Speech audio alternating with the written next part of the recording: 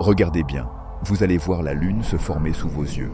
Ce n'était pas doux, ce n'était pas lent, ce n'était pas paisible, c'était brutal, chaotique, cataclysmique. Des milliards de morceaux de roche ont été projetés dans l'espace, tournoyant dans un chaos total. C'est dans ce désastre que la Lune est née. Il y a plus de 4,5 milliards d'années, la Terre n'était pas le monde que nous connaissons aujourd'hui.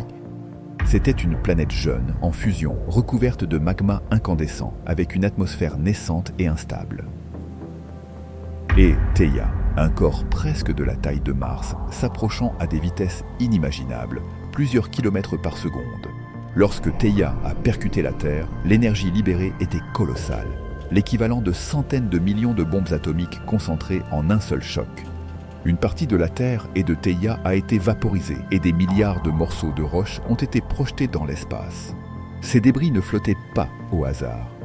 La gravité terrestre a commencé à les rassembler dans un disque chaotique, un anneau de matière tournoyant autour de la planète.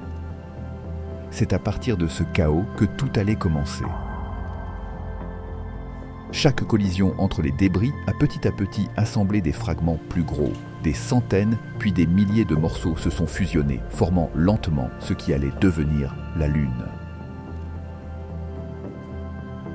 Des chocs infiniment plus petits ont transformé le chaos initial en une structure solide, sphérique, stable.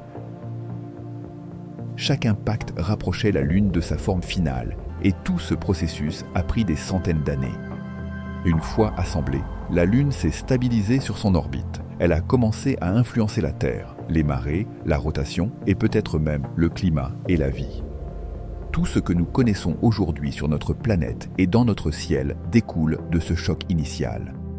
Un événement qui aurait pu tout détruire. Et si ce choc ne s'était jamais produit, nous n'aurions peut-être jamais eu de Lune. Le ciel nocturne que vous contemplez serait totalement différent.